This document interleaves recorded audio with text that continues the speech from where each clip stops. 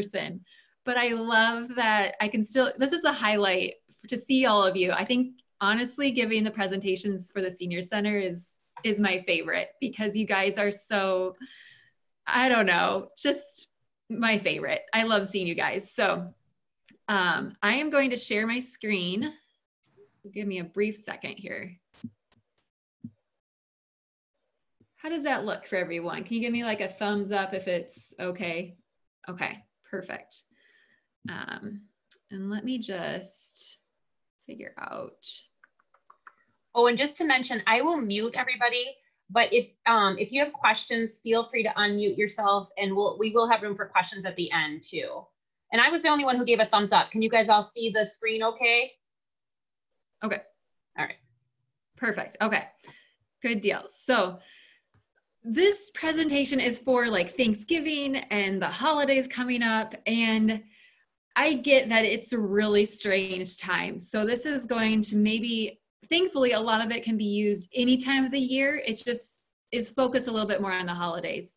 And I understand that we might not be traveling as much. We might not be seeing as many people. Obviously, the size of our gatherings are a lot lower than what they usually are. You feel free to chime in on the chat if you want to say like what you're doing. Also, you can also, if you have questions, feel free to comment too. I am not tech savvy enough to be able to, and there's like so much going on. I have like 2 screens here and I can't look at the comments while giving the presentation. So if I don't answer them during it, it's not because I'm avoiding you. I'm just not seeing them. So I'll like check on it after I finish the presentation for sure. So go ahead and do that. But just wanted to give a recap that we're just talking about kind of how to approach the holidays regardless of what they're looking like in a healthier way, in a healthier mindset. So let's go ahead. I'll just give a quick introduction. A lot of you probably know me from all the previous presentations, and I'm so glad that you're here listening in. But just a little bit of background. So I'm a registered dietitian, have been for 8-9 years now, and I own Cara Hair Nutrition. So I give one-on-one nutrition coaching for individuals and families. And if that's something that you're interested in, I'd love to talk more with you about it. But a lot of what I'm talking about today are things that I focus on in my one-on-one sessions with clients. So you'll probably hear a lot of good things. And if you're like, this resonates with me, then you might want to follow up and we could talk even more about it. So food is everywhere. This year it might look a little bit differently, but I think if you're like me, you still like to have some of that familiar comfort foods, especially this year. It's nice knowing that, I don't know, for me, I'm still making, we always make candy every year. So like peanut butter, like Reese's peanut butter cups, like peanut butter cups. And we do like caramels, and we dip those in chocolate. So we just love, my husband and I, we love doing that. We're still going to do that. We're probably going to gift them and like send them and give them to neighbors and all that. But food is still going to be everywhere, I think, even if it looks a little bit differently this year. And I know of people that are in 2 different camps, maybe this year and previous years. There's some people that were like, okay, I'm just going to eat whatever, kind of throw in the towel, just enjoy it, eat as much as I can. I'll worry about my diet come the new year. So you kind of put everything on hold. You're like, okay, I'll touch on everything later. But then there's the other side that maybe there's people that are thinking, I'm going to kind of not give into temptation. I'm not going to eat the foods this year. I don't need them. And I'm going to just kind of restrict myself. And that usually a lot of people say then that they end up overeating on foods anyway because they have that restriction. So both sides really don't work. You don't have to go on a diet before the holidays. You don't have to go on a diet after the holidays. We can be able to be mindful during the holidays and really enjoy it. So having moderation during the holiday season without having to feel like you have to change what you're eating before or after the holiday season. So I'm going to talk to you about that and really finding that balance. Because I feel like that's the best way to go about any time of year, especially the holidays. We love these foods, so why shouldn't we enjoy them and not feel guilty, but also be able to be mindful of kind of what we're eating and how to balance it out with everything else. So let's go ahead. I'm going to share some tips, but first I want to talk about why those diets don't really work in the first place. And if you listened to me before, you may have heard these things before, but I really think it's important to go over it again. So restrictions in the long term just don't work. So like I said, if you go on a diet before the holidays, if you go on a diet after the holiday, I would say you go on a diet because eventually you have to go off of it. It's something that you can't be on forever because it is something that's not maintainable. It's not sustainable. I think it's like 5% of people that go on a diet will actually keep the weight off that they've lost during the diet if they did lose any. So it's a very small percentage. And so really, even though we think, oh, this next thing is going to work for us, it rarely does. It's something that doesn't really give us a lot of, really hold us over for very long. And it's going to, again, we restrict ourselves, so then we're going to overeat. So that's where that deprivation cycle comes in. So that first step is where you have that restriction. You have the good and the bad foods. That diet, you think, okay, I'm going to do well this year. I'm not going to have the fudge and I'm not going to have the mashed potatoes and I'm just going to have a little bit or whatever. But then the step 2 comes in, and that's when you're craving those foods that you've said that you're not going to have. We always want what we can't have, just like a kid, right? So if you tell a kid that they can't have something, whether it's food or a toy, like things go crazy. They're like, we want it even more. They can't stop thinking about it. They can't stop talking about it. And then when they go to grandma's, they like binge on the candy anyway because they couldn't get it at home. And so that's no different than adults like us. We always want what we can't have. We're going to crave it. And when we get into if we ever go to a party, I don't know, or like a holiday party again, you're around these sweets or the candy or whatever, and you have this loss of control because it's something that you haven't given yourself that permission to have. And it feels like something that is just this strong desire is there to have it because it is off limits. And that's when we can kind of overeat on it. You might just feel really gross afterwards. You're like, man, I really overate on that meal. And then the step 4 is where you have that guilt. You might have some remorse for the day that you had, whatever, the big meal.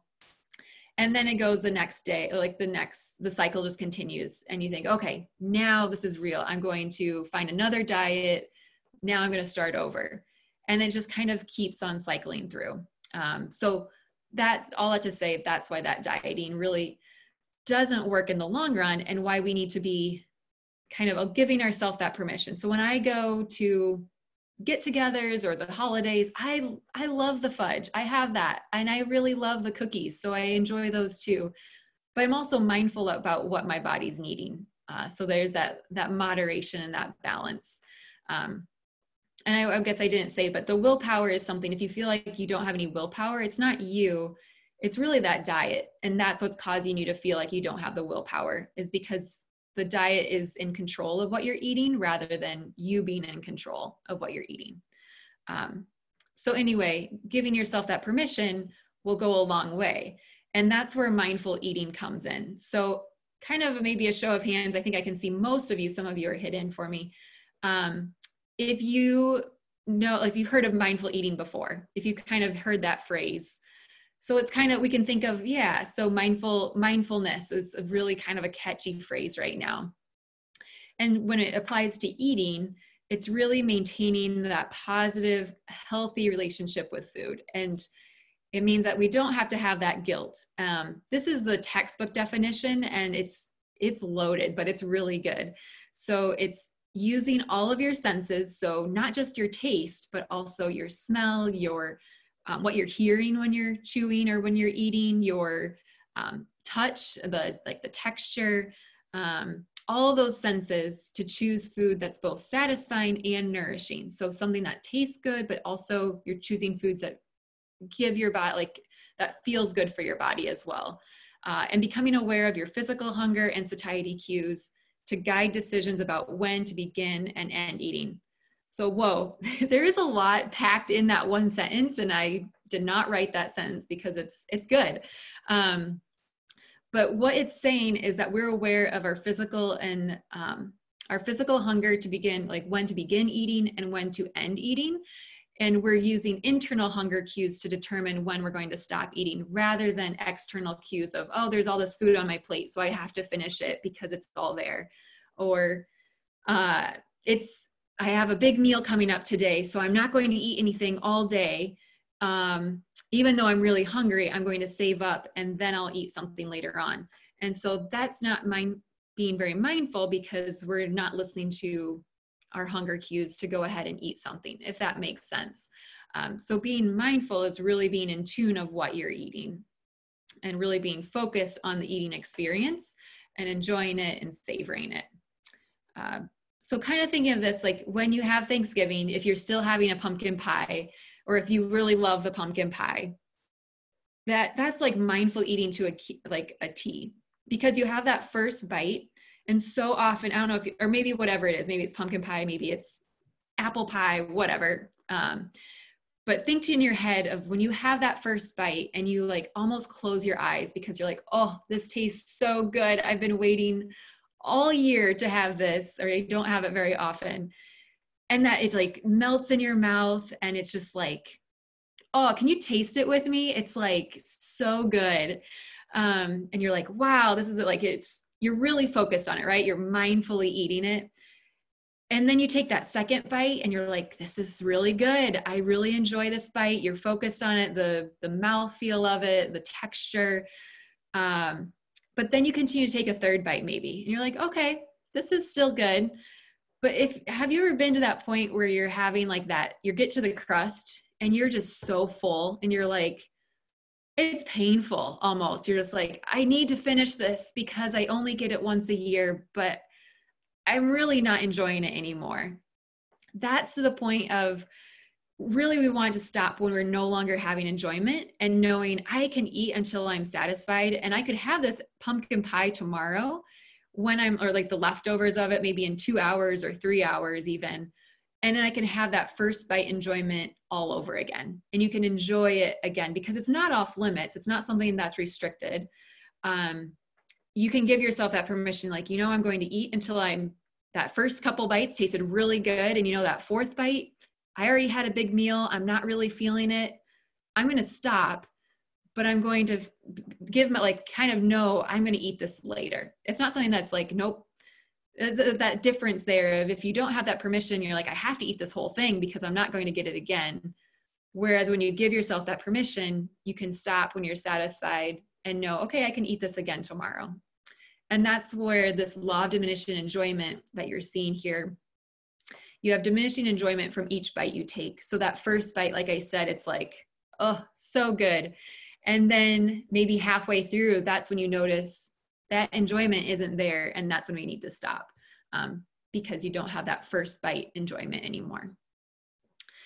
Another thing that I like to use to help, and I think a lot of you have probably seen this before if you've worked with me, is the hunger scale. And I keep coming back to it because it's really the tool to use in order to help honor that hunger, to really listen, to be mindful while eating and thinking about your internal hunger cues rather than, oh, I need to eat because it's this time of day, or I shouldn't eat because I just ate a half hour ago, or I know I'm having a big meal, so I shouldn't be eating. And this is how you can listen to your hunger cues and honor that rather than external cues. So the hunger scale is, very simple in theory. It's 1 through 10. It's just a scale.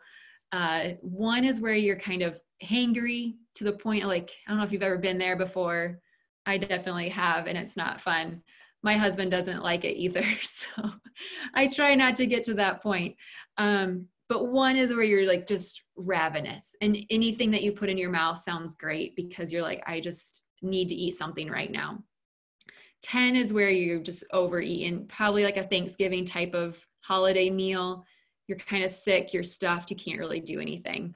And we don't like to go on either spectrum because when we go to a 1, our blood sugars also dip down too low. And so we don't want that fluctuation, just like we don't want high blood sugar, we also don't really want really low. And that's when we can tend to overeat too. And if we go up to 9 or a 10 consistently, it's usually our body telling us, I don't need this much food. And so we're consistently eating more than our body needs. So the key thing is to eat when you're at a 3. So a 3 on the hunger scale is ideal when you kind of have those hunger pains. and then stopping when you're at a 7. So when you're satisfied, I always say like, can you still go for a walk afterwards? Are you feeling comfortable enough to go do some activities? That's a good place to stop, rather than saying like, oh, I'm so full. That's probably the point where we've eaten too much at that point. But when you stop, when you're like, I feel okay, I can go ahead and go for a walk now, that's like the perfect spot to be.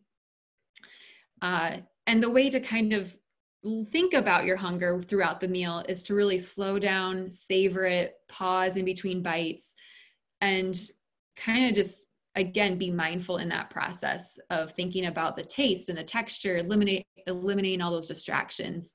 That's where you can really use that hunger scale. Otherwise, if we're distracted while watching TV or on our phone, it's a lot harder to be able to stop when you're satisfied, because we're focused on other things rather than just the food. So that's another challenge too for you, if that's not something that you currently do, is to draw it back in and think, okay, I can watch the TV later. I can go ahead and eat now and then enjoy my time watching the TV, but I'm going to enjoy eating and then watch TV, or I'm going to enjoy eating and then go and read. And that would help just in an everyday thing, not necessarily for the holidays.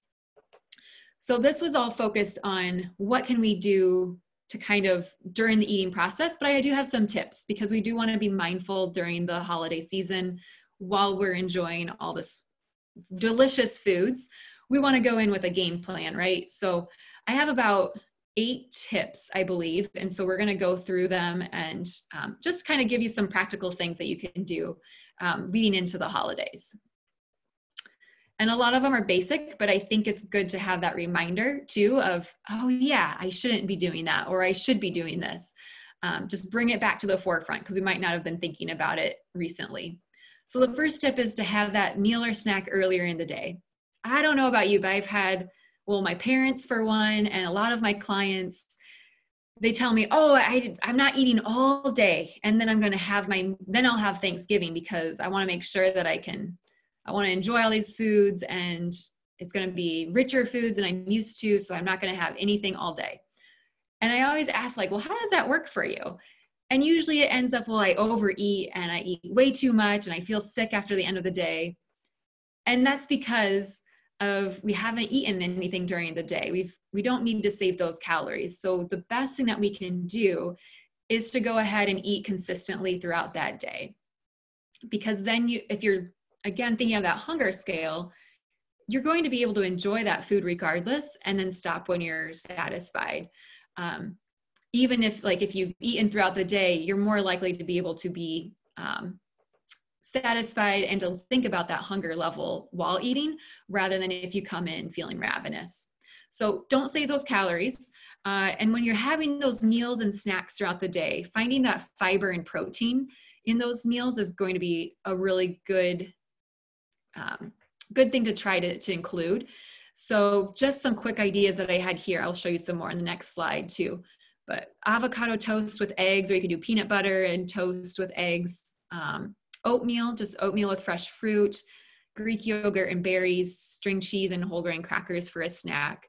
These are, you're seeing a combination. So you have some protein, you have some grain, you have some healthy fats, and they're going to be able to fill you up and satisfy you until maybe 3-4 hours, and then you can have something again. And when you come to the party or the holiday, you feel like you can enter in with more control. You're not feeling ravenous. You feel like better. You're having these healthier choices earlier in the day, and your body is feeling pretty good.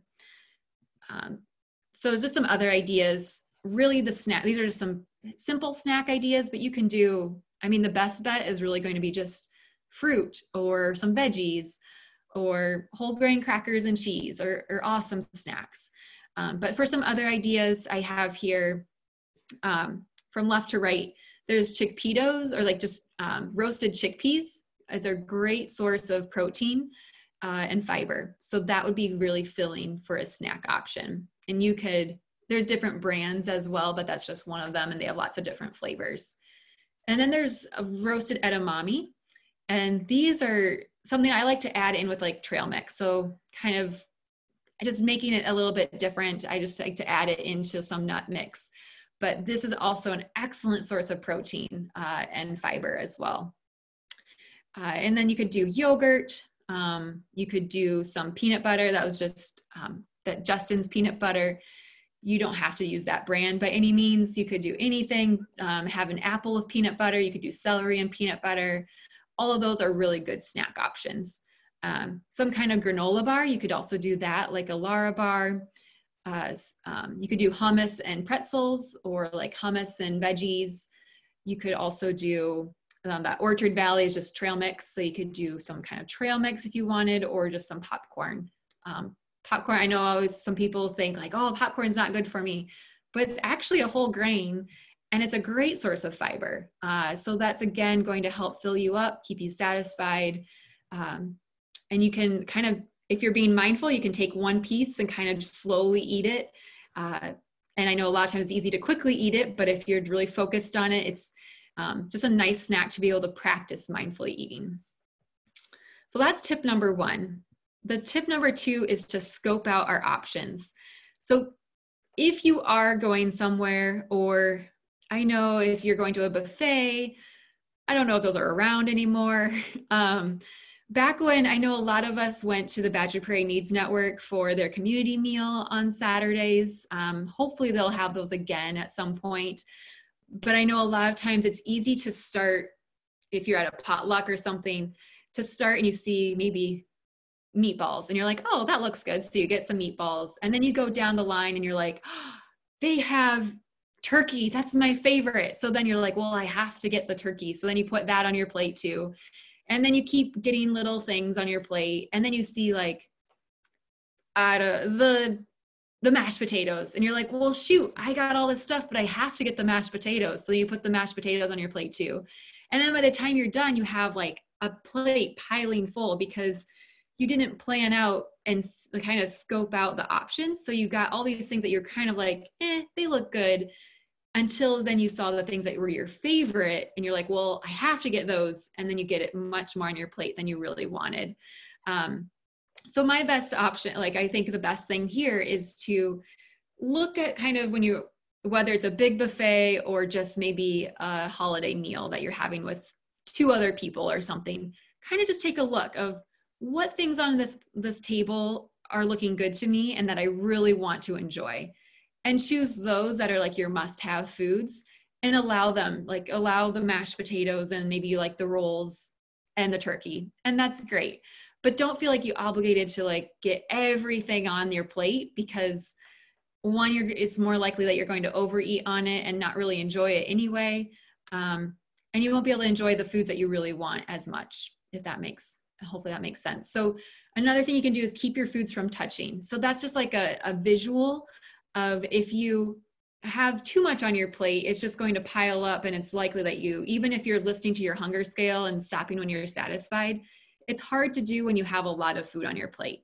So what you can do is start with a little bit less and then go back for seconds. You can always go back for more. If on the hunger scale, you're like, man, I'm still at a 6 or a 5. I think I need a little bit more. Then go back and get more, rather than starting with maybe being ambitious and our eyes are always bigger than our stomach, kind of starting like, I'm just going to start with this and then I'm going to go back for more.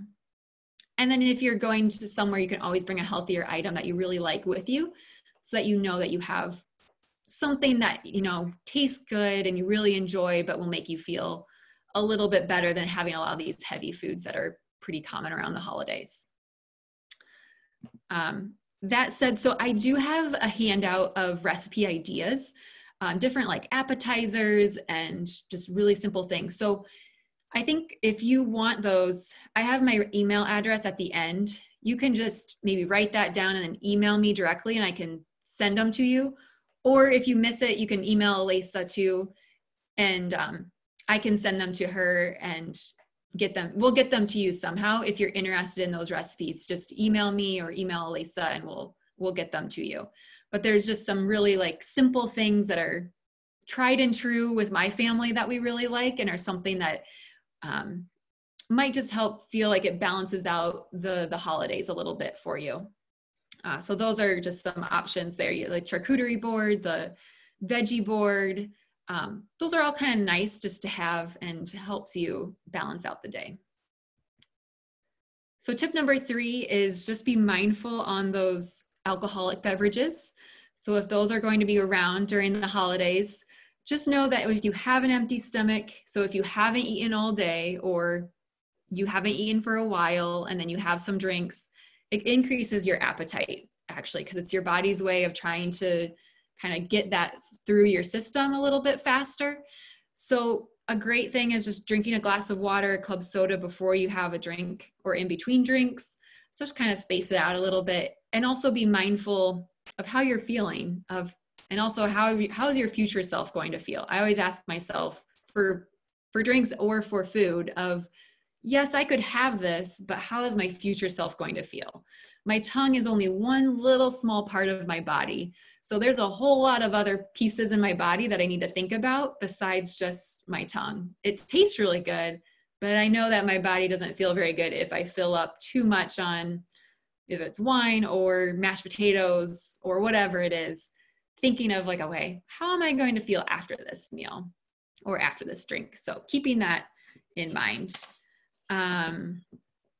And then tip number 4 is a classic one, but avoid that snack table if possible. I know a lot of times around the holidays, there's just everything is out and there's just all this food that looks so good. And knowing that, yes, I can have these snacks, but also knowing, okay, I'm going to be mindful while I'm eating them. So am I actually hungry right now? Am I truly physically hungry, or is it just out of boredom or just because it's here? And my challenge is, if you do decide to eat something, getting an actual plate, putting the food on the plate, and then sitting down to enjoy it. So rather than grazing or standing up, you may look weird in your family to be sitting, like some families are mingling and doing a lot, but really try to be mindful. And the best way you can do that is to sit down and make it into like an eating occasion. There was a study that was done that found that people that sat down to have, I think it was yogurt or something, actually remembered eating it later, and they had less for lunch or whatever. Sorry, I don't remember much of the study besides the fact that then those that ate the yogurt while walking, like they were in a city and they were walking while eating it, they actually didn't remember eating that and had more for lunch then because they didn't think of it as an eating occasion. So when we sit down, our brains remember it a lot more, and we can be like kind of make it, we're just more mindful. So that's the benefit of that. So what you can do is avoid that snack table, is find an area away from the table and kind of asking yourself, am I hungry enough for an apple? Those are all things. And seeing, okay, am I physically hungry, or is it just boredom or stressed or just the excitement of the day? Because really the physical hunger, food will only solve that physical hunger. It really won't solve the boredom or the stress or anything like that. So keeping that in mind. So tip number 5 is to enjoy your dessert. So picking your favorite and enjoy it. A lot of times at the holidays, there can be a lot of options. So there could be the pumpkin pie, there could be the apple pie, there could be cookies. So there's a lot there. And so the thing there is to really decide what one do you really want to enjoy? Which one is kind of like your favorite? And don't feel like you have to feel guilty. Again, that goes back to that deprivation cycle, is that's when we've restricted something. So you have that permission to enjoy it. And it then helps you say no to things that are less appealing. So how often have you had like a Christmas cookie and you're like, wow, this is actually really dry? Or the fudge that's been sitting out for a while and you're like, oh, this actually isn't very good. Or maybe you have given yourself restriction, and so you eat the cookie because it's like, this is off limits and I'm just going to eat it. Or like you don't even really taste it because it's something that you feel like you should enjoy. But when you kind of step back, you can kind of assess, like, is this something that I'm actually enjoying, and being okay with stopping and not eating it, because you should be able to really focus on the things that you do enjoy rather than just eating because it's there or because it's something that you feel like you should be eating. And like I said, sit down and enjoy it, eliminate those distractions. You'll be able to really focus on it. Think of like that each bite, you get less and less enjoyment from it. So really think about that while you're having that dessert. And I think that was, Oh, I know what I was going to say. So one thing that I want you to do right now is, thankfully, I guess with Zoom, everything's muted, so you can do whatever, but think in your head like your top 3 favorite foods. It doesn't have to be dessert either. So if you really love mashed potatoes, or if you really love the rolls or sweet potato casserole, and it could be for the holidays too. It doesn't have, or like Christmas time. It doesn't have to be just for Thanksgiving. So in your head, or if you want to write it down, think about three of your favorites. What are 3 of your favorites? And you can always write in the comments if you wanted to share what your favorite one was. And it is one thing when we think about what our favorites are, it's easier to say no thank you to the ones that really aren't our top favorites. It makes it just knowing that we don't have to deprive ourselves. It makes it easier to say, I don't really want that. So for me, I'm just going to say fudge is something that I really love. I love rolls too, like homemade soft rolls. And I guess I didn't think of the other one. I just, we'll say just chocolate in general. I really like those. But so what I want you to do, you're going to say this with me, but nobody's going to be hearing you. So that's kind of a nice thing, is to say, I give myself permission to have blank, whatever one of the things that you've written down. So I'm going to say, I give myself permission to have fudge without any guilt. I will savor it. So just to kind of give yourself that permission right now, if you've ever had, maybe you don't struggle with this, then you can just play along with it anyway. But maybe it is something that you've like, I shouldn't be eating the sweet potatoes or whatever. So I'm going to say, I give myself permission to have blank without any guilt. I will savor it. Okay. Are you guys ready? All right. So 1, 2, 3. I give myself permission to have without any guilt. I will savor it. Did that work? I don't know. That was weird. So good. I think you got the idea, but I just want you to practice that and just writing those 3 things down. Make sure that you give yourself that permission to really enjoy those foods. Okay, so that was fun. I really enjoyed that. Another thing that we can practice is practice mindful eating. And sadly, I can't do that with you right now. But when you have that favorite food, whatever it is, or maybe if you just have some chocolate around and you want to give it a try, or your lunch today, whatever, you can practice mindful eating with anything. So you're going to put all your senses to use and eat I'm going to say fudge because that was mine. And you're going to eat it slowly and appreciate like the mouthfeel, the texture, the aromas, really exaggerate everything about it. If it's the mashed potatoes, think about the smoothness of it. Is it buttery? Is it grainy? Is it actually kind of not very good? Close your eyes, kind of think, okay, what does this all taste like? And really savor those flavors. So it's exaggerated, but I think it'll help you be able to be focused on how much enjoyment you're getting, and if you're still getting enjoyment from it, and when you can stop because you're no longer finding that enjoyment and satisfaction.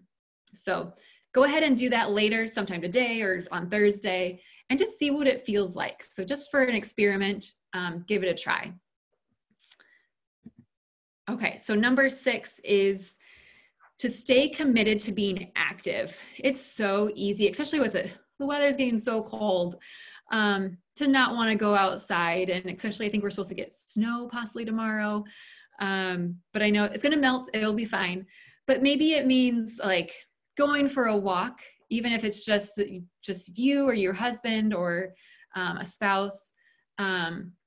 You might not have kids with, who knows, but go outside and play, or just know that you're you're less likely to overeat if you know you're going to be doing something active after the meal. So even if you just commit, okay, after we finish, we're going to go for a short loop around the block, and we're just going to do a short walk. Your brain will be more likely to stop when satisfied, because again, if you know, okay, can I go out and do something? You're kind of assessing how your hunger is or your satisfaction level is. It's more likely for you to be able to stop knowing that you are actually going out to go do something. And it's good to get some fresh air. And so that might be something to stay committed to being a little bit of active, even it's just so easy to kind of sit around all day, and it just helps to move things around, kind of help digest a little bit if we can move around. So commit to staying active. And then tip number 7 is to mentally prepare. So this is something like, just like athletes need to mentally prepare for a big game, we also need to mentally prepare for these challenging, like potentially challenging food related situations. The holidays, the Thanksgiving, those are all possible times where it could be a little bit challenging. This year it might look a little bit different, but it still could be potentially just a lot of food that we don't typically have around. So we need to mentally prepare for them. And the best way to do that is just focus like ahead of time, kind of envision yourself at these situations and feel like, okay, how does it feel like to approach the buffet table or the Thanksgiving table? How am I going to handle these foods? Kind of it is, okay, I'm going to plan ahead, or what foods look really good? How am I going to handle everything that's at the table? And then I want you to kind of imagine, you can even close your eyes right now if you wanted to. Imagine how you'll savor your favorite foods and not feel guilty. So thinking ahead of like, okay, how am I actually going to, what does it feel like to savor these, enjoy it, not feel guilty, but then also be able to stop when satisfied. So that's another thing of imagine how it feels to be satisfied after finishing with your meal. What does it feel like? Okay, my pants aren't stretched out, or I don't feel like I have to go put on sweatpants now. Or I feel like I can go walk around a little bit. Like, how does, like, imagine that feeling, like get in the zone of like, okay, how does this feel? And then on the flip side, imagine how it feels to be stuffed after eating. Like, what does that feel like? Do you enjoy that feeling of, oh, I feel bloated, or just blah, and need to sit down on the couch, I need to take a nap? Like, just kind of think through of like, what does that feel like? And how do you want to feel?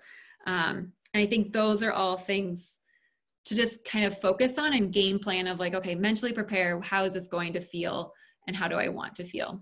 So kind of like an out there thing, but it's good to just zero in and be able to mentally prepare for it. All right, so this is another one. Have an exit plan for the food pushers. And I don't know if you're familiar with food pushers at all, but they're out there. Yeah, I get some like nods here. And you may be the food pusher. Who knows? I don't know. But to keep in mind, it's not your responsibility to make someone happy by overeating. So it's not your job if somebody's telling you like, oh, here, you hardly ate anything, you need to have a little bit more. Or I have so much food, especially this year, it might be that way. I have so much food, you need to eat a little bit more. Or here, we need to have dessert, even though you're not actually hungry for dessert. So just keep in mind, that's not your responsibility to overeat just to make somebody else happy. You can say that's where we need to practice in advance of how are you going to respond during those situations. So you could say, this was really delicious, I'm full right now, I'd love to take some home with me for later. Or, just say simple no thanks. So like, I'm good, but thanks. Or yeah, just say like, you did a really great job making the mashed potatoes, or this tasted, just give them a compliment too and honor. Like, I think that's what they're really wanting, is to be able to know like that hard work, that it was enjoyed and you really appreciated it. But doesn't mean that you have to eat more to show that appreciation. So go ahead and you can always take it home for later, and you could always, I hate to say it, but you could throw it away if you didn't really want it. But just taking it with you might help out the situation a little bit. So go over, I won't make you like practice right now because we're on Zoom. Normally I might actually go around the room and have you say something, but maybe just practice in advance. If you know that's going to be an issue, just say, okay, what am I going to say when I'm actually satisfied, but people might think, oh, you hardly ate anything, or you need to eat a little bit more. Or if on the flip side, you are the food pusher, kind of think, okay, maybe that's not something that I should try to, how else could I use up this food? Maybe I can just have to-go containers already made up or ready to go. And so I could kind of have people fill it up and then they can take it home with them if they're not spending the night or whatever. So that way you can have the food gone, but you don't have to force it on anybody at that moment. So that might be an idea to try. All right, so I forgot, I have 9 tips actually, not 8. So tip number 8 is making healthy twists when cooking or baking. So little changes can make a big difference, just to make sure that if you can tell the difference and it's not as good, that's when you're like, okay, I should rein it back in a little bit and I should just enjoy the comfort of it. And yeah, if you can tell a difference, that's when you probably need to stop. But a lot of times you can't even detect these changes. So for instance, you could do Greek yogurt instead of mayonnaise or sour cream. So especially for like mashed potatoes, if you put sour cream in your mashed potatoes or cream cheese, you could do plain Greek yogurt, and you usually can't tell a difference on that. Or if you're doing like a salad that has mayonnaise in it, you could do half mayonnaise, half Greek yogurt. You could also do applesauce or mashed potatoes in a recipe that calls for oil. And you could also use like mini chocolate chips instead of regular chocolate chips.